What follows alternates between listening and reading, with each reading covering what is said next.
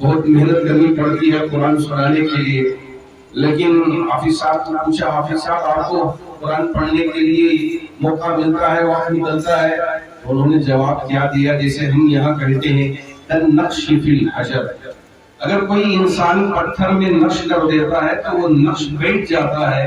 اسی طرح اگر بچپن میں بچے کے دل و دماغ میں قرآن کو یاد کرایا جاتا ہے تو اسی طرح وہ نقش کر جاتا ہے. ماشاءاللہ وہ حافظ نے بھی کہا بچپن میں میں نے قرآن کو یاد کیا تھا. اللہ کا شکر ہے کہ آج بھی اتنا تر و تازہ ہے. آپ جہاں سے بھی پوچھ لیں انشاءاللہ قرآن پڑھنے کے لیے تیار ہوں. صبح سے شام تک آپریشن کرتا ہوں, بچوں کا علاج کرواتا ہوں, اور رات میں کھڑے ہو کے مصلی پہ قرآن سناتا ہوں, قرآن پڑھتا ہوں. اس سے سکون ملتا ہے. آج ہم بھی یہی چاہتے ہیں, ہمارے علماء بھی یہی چاہتے ہیں کہ ہمارے یہ بچے قرآن کے حافظ بھی بنے, یہ محدث بھی بنے, مفسر بھی بنے, اور یہ ڈاکٹر بھی بن کے اگر ضرورت ہو تو یہ قوم کی, انسانیت کی, ملک کی, ملت کی خدمت کرے. جب عورتوں کی بیماری کی بات پیش آتی ہے مجبوری میں مرد کے پاس جانا پڑتا ہے. کاش کہ ہم اپنی بیٹیوں کو بھی ڈاکٹر بنائیں, کہ ہماری مستورات کو ہم وہاں بھیجیں, اس سے علاج کروائیں. یہ ہمارا مقصد ہے. اگر یہ غیر کے پاس جائے, مرد کے پاس جائے اور اپنے وہ اعضاء کو دکھائے جو اب تک اس نے چھپا کے رکھا تھا لیکن بیماری نے اسے مجبور کر دیا ہے, اب یہاں کوئی ڈاکٹر اسے نہیں ملا جس کی وجہ سے وہ اپنی بیماری کا علاج کر سکے, مجبوری حالت میں وہ اس طرف پیچھل پڑ جاتی ہے. کاش کہ ہم لوگ بھی اپنی بچیوں کو عالمہ بھی بنائیں, حافظہ بھی بنائیں, ڈاکٹر بھی بنائیں, انجینئر بھی بنائیں. یہی ہماری کوششیں ہیں, یہی ہماری فکریں ہیں. اللہ کا شکر ہے کہ ہم نے بنگلور میں ایک دارالقرآن کی عمارت تعمیر کی ہے. وہاں ہمارے یہ بچے جو حافظ بن گئے ہیں, عالم بن گئے ہیں, ایسے بچوں کے لیے ہم نے انتظام کیا ہے کہ آپ وہاں بھیجیں, ہم ان کو نئی کی تعلیم دیں گے. ابھی تک کوئی انہوں نے یہ بھی سیڑھی سیکھا نہیں, کوئی میتھمیٹکس کا فارمولا سیکھا نہیں, کوئی بات نہیں. ابتدا سے ہم ان کو سکھاتے ہیں, پھر اس کے بعد جب وہ 10ویں جماعت کے قابل بن جاتے ہیں, 10ویں جماعت کا پورا نصاب پڑھا کے 10ویں جماعت میں ہم ان کو بٹھاتے ہیں. اپنے گزشتہ سال 24 پاس طلبا ماشاءاللہ ایسنسی کے لیے اپیئر ہوئے. میں آپ کو کیا سناؤں, اب تک انہوں نے کبھی اسکول کی سیڑھی نہیں چڑھی تھی, کبھی اسکول میں ماسٹر کے سامنے بیٹھ کے نہیں پڑھا تھا, لیکن ہمارے یہ حفاظ طلبا جب یہ پڑھنا شروع کیے 24 کے 24 بھی ہے فرسٹ کلاس پاس ہوئے. ماشاءاللہ. اب فجر اسی میں پڑھ رہے ہیں. ابھی سال 40 پر ایک حفاظ بچے ہمارے انشاءاللہ 10ویں جماعت کا امتحان دے رہے ہیں. امید ہے کہ آپ بھی دعا کریں, ان کا نتیجہ بھی اچھا نکلے. یہ ہماری کوشش اس لیے ہے کہ ہم چاہتے ہیں کہ ہمارے یہ بچے یہ ایڈمنسٹریشن میں جائیں, یہ ان کے دل میں ڈر ہو, خوف ہو. میرا بھائی بھی ڈاکٹر ہے, میرا بھائی نیورو سرجن ہے, دماغ کا آپریشن کرتا ہے. میں آپ کو ایک مثال دوں گا, اپنی بات کو انتظام تک پہنچانا چاہوں گا. میرا بھائی دماغ کا آپریشن کرتا ہے تو ایک بیمار ان کے ہاسپٹل میں آیا, آ کے کہنے لگا ڈاکٹر مسعود کہاں ہے, میں دکھانا چاہتا ہوں, میری بیماری ہے.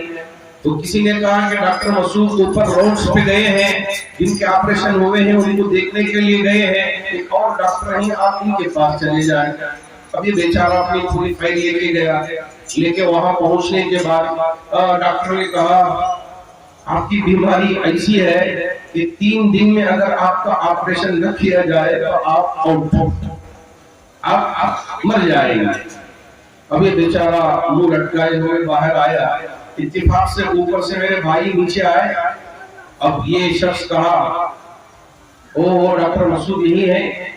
تو ان سے کہا کہ میں آپ بھی کے پاس آیا تھا لیکن ایک اور ڈاکٹر بھی رہے, کیا کریں. اب انہوں نے مجھ سے کہا ہے کہ 3 دن میں اگر میرا آپریشن نہ کراؤں تو میں مر جاؤں گا, اس لیے کہ میرے پاس وقت نہیں ہے, کیا کروں سمجھ میں نہیں آ رہا. میرے بھائی نے کہا اچھا کوئی بات نہیں ہے, ایک کام کرو آپ کی فائل میرے پاس لے کے آؤ, میرے پاس لے کے آؤ. اب یہ ان کے کیبن میں گیا اور میرے بھائی فائل اٹھا کے پورا دیکھا تو کہا کہ اسے تو آپریشن کی ضرورت نہیں ہے, ٹیبلٹ کی ضرورت ہے. 1 ماہ اگر ٹیبلٹ کھائے گا تو اس کی جو بیماری انشاءاللہ اچھی ہو جائے گی.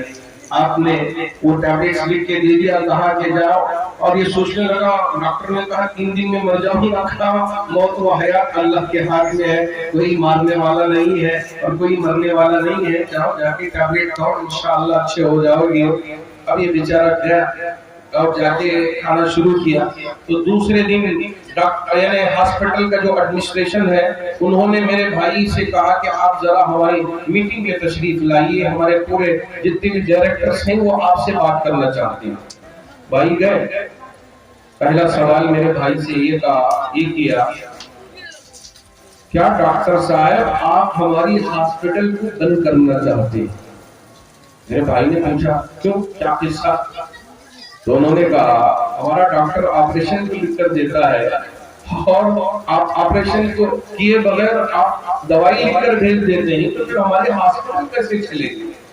ان کے لیے تو انشورنس مل جائے گا، اب ہم انشورنس سے پیسے کما لیں گے، اب اس کا ذرا چیر پھاڑ ہو گیا تو اس سے کیا فرق پڑ جائے گا، چلیے علاج ہو جائے گا۔